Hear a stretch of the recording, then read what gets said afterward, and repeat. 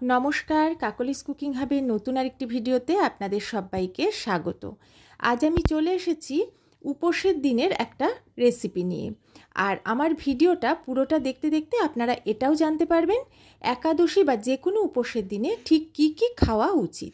তাহলে চলুন আমার সাথে থেকে ভিডিওটা পুরোটা দেখতে থাকুন। এখানে আমি 250 গ্রাম ফ্রেশ পনির নিলাম। এটাকে আমি স্লাইস করে প্রথমে কেটে নিচ্ছি। খুব পাতলাও করব না, খুব মোটাও করব না। যে কোনো উপোসের দিনে বা একাদশীর দিনে দুধের তৈরি জিনিস কিন্তু খাওয়া যায়। যেমন ধরুন পনির, ছানা, দই, নর্মাল দুধ, মিষ্টি, ঘরে তৈরি মালাই, এগুলো আপনারা কিন্তু অবশ্যই খেতে পারেন। এবারে এই স্লাইসগুলো কেটে নেওয়ার পরে আমি এটাকে লম্বা টুকরো করে কাটছি। তারপরে আমি এই লম্বা টুকরো থেকে দুটো টুকরো করে কেটে নিচ্ছি। আপনারা যে কোনো সাইজেরই কাটতে পারেন, এটাতে কোনো রকম সমস্যা নেই, যার যেমন পছন্দ তেমনই করবেন। এখানে আমি 20টা কাজু বাদাম নিয়েছি। আপনারা পনিরের পরিমাণ বুঝে কাজু বাদামটা নেবেন। এটা প্রথমে আমি ড্রাই অবস্থায় মিহি গুঁড়ো করে নেব, তারপরে অল্প জল দিয়ে এর একটা মিহি পেস্ট তৈরি করব। আপনারা চাইলে আধ ঘন্টা আগে কাজুগুলোকে ভিজিয়ে রেখে তারপরে এর পেস্ট তৈরি করতে পারেন। যে কোনো উপোসের দিনে যে কোনো রকম বাদাম খাওয়া যেতে পারে, এর কোনো নিষেধ নেই, তাই আমি আজ কাজুটা ব্যবহার করছি। এবার গ্যাসে একটা কড়া বসিয়ে দিয়ে আমি এর মধ্যে দিয়ে দিচ্ছি 1 টেবিল চামচ সানফ্লাওয়ার অয়েল। তেলটা বেশ ভালো করে গরম করে নিয়ে আমি এতে ফোড়নে দিচ্ছি 1/2 চা চামচ গোটা জিরে আর বেশ কিছুটা গোলমরিচ। এবারে ফোড়নটা তেলের উপর বেশ কিছুটা সময় আমি ভেজে নেব, যাতে ফোড়নটা বেশ লাল লাল হয়ে আসে আর ফোড়ন থেকে বেশ সুন্দর একটা গন্ধ বেরোয়। ফোড়নটা নেড়ে চেড়ে বেশ ভাজা ভাজা করে নিয়েছি। এবারে আমি এর মধ্যে দিয়ে দিচ্ছি 1 চা চামচের একটু বেশি গ্রেট করে নেওয়া আদা। আদাটা কিন্তু উপোসের দিনে খাওয়া যায়, তাই মশলা হিসেবে এখানে আদাটাই ব্যবহার করছি।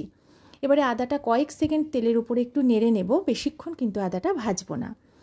কয়েক সেকেন্ড নেড়ে নেওয়ার পরে আমি যে কাজুর পেস্টটা বানিয়ে রেখেছিলাম সেটা অ্যাড করে দিলাম। এবারে কাজু পেস্ট, আদা সব কিছু তেলের উপর ভালো করে মিশিয়ে নিয়ে বেশ কিছুটা সময় আমি ভাজা ভাজা করে নেব, যাতে বাদামের যে একটা কাঁচা গন্ধ থাকে সেই গন্ধটা সম্পূর্ণ চলে যায়। এখানে কিছু কথা বলি। আমাদের মা ঠাকুমাদের আমি দেখেছি যে উপোসের দিনে সাধারণত ঘি খেতে, তবে ঘিটা আমরা অ্যাভয়েড করি বেশিরভাগ ক্ষেত্রে। যারা ঘিটা অ্যাভয়েড করবেন তারা এই উপোসের দিনে যে কোনো ভেজিটেবল অয়েল খেতে পারেন, যেমন সানফ্লাওয়ার অয়েল, অলিভ অয়েল, এগুলো কিন্তু অবশ্যই খেতে পারেন। আর এই রান্নাটায় আমি কোনো কাঁচা লঙ্কা বা লঙ্কার গুঁড়ো ব্যবহার করব না, তার বদলে মরিচটাই ব্যবহার করব। মরিচ খাওয়ায় কোনো রকম বাধা নেই। এবারে বেশ কিছুটা সময় এটাকে আমি ভাজা ভাজা করে নিলাম। এবারে আমি এর মধ্যে অ্যাড করে দেব টক দই। 1.5 টেবিল চামচ মতো টক দই সম্পূর্ণ জল ঝরিয়ে খুব ভালো করে আমি ফ্যাটিয়ে নিয়েছি, আর একটু জলও মিশিয়ে এর মধ্যে ফ্যাটিয়ে নিয়েছি। এবার এটা আমি পুরোটা অ্যাড করে দিলাম। দইটা দেওয়ার পরে গ্যাসের ফ্লেম লো করে প্রায় 3 মিনিট মতো এটাকে আমি কষিয়ে নেব, আর সমানেই নাড়তে থাকবো, যাতে দইয়ের কাঁচা ভাবটা কিছুটা চলে যায়।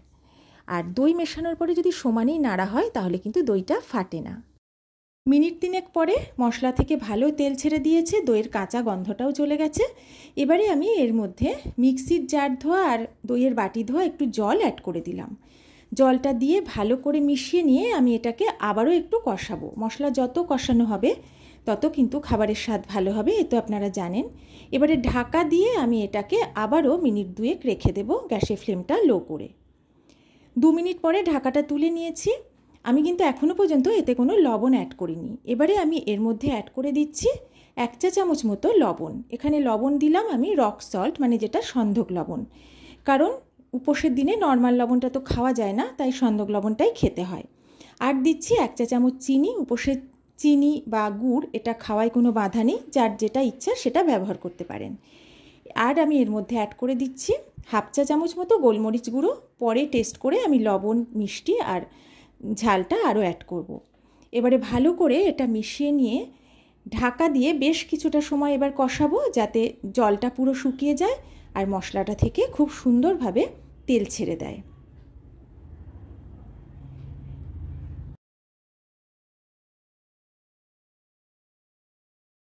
ঢাকা দিয়ে বেশ কিছুটা সময় কষিয়ে নেওয়ার পরে জল ভাবটা একদম চলে গেছে।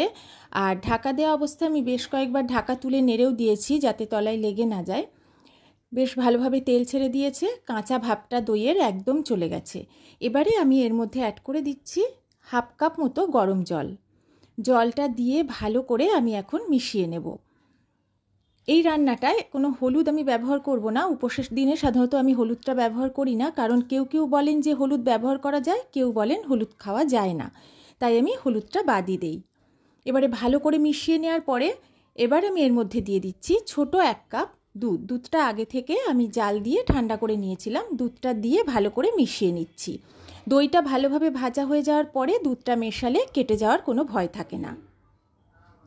ভালো করে মিশিয়ে নেওয়ার পরে প্রথমে একটু ফুটিয়ে নিয়েছি, তারপর গ্যাসের ফ্লেমটা লো করে আমি এখন পনিরের টুকরোগুলো দিয়ে দিলাম। সবগুলো অ্যাড করার পরে আমি প্রথমে হালকা হাতে একটু মিশিয়ে নেব। তারপরে গ্যাসের ফ্লেম লো টু মিডিয়ামে করে ঢাকা না দিয়ে 3 মিনিট মতো একটু রান্না করে নেব।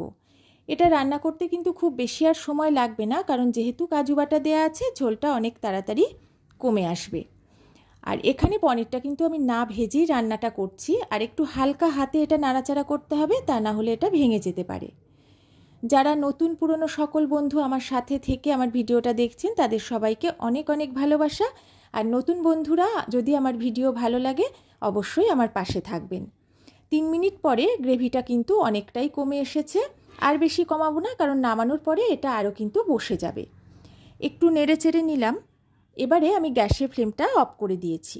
এখন আমি এটাকে ঢাকা দিয়ে 5 মিনিট রেখে দেব, তারপরে এটা পরিবেশন করে দেব। উপোসের দিনের জন্য গ্রেভিওয়ালা পনির একদম রেডি হয়ে গেল। এটা রান্না করা কিন্তু একটুও ঝামেলা না, মাত্র 15-20 মিনিটের মধ্যেই এটা রেডি হয়ে যায়। আর এটা খুবই স্বাস্থ্যকর। যদি আমার ভিডিওটা ভালো লাগে অবশ্যই বাড়িতে উপোসের দিনে বানিয়ে এটা খাবেন, আর আমার ভিডিওতে অবশ্যই একটা লাইক করে দেবেন। আর বাড়িতে বানিয়ে খেয়ে এটা কেমন লাগলো সেটা কিন্তু আমাকে কমেন্ট করে জানাতে ভুলবেন না। তাহলে আজকের মতো বিদায় নিচ্ছি। সবাই ভালো থাকবেন, সুস্থ থাকবেন।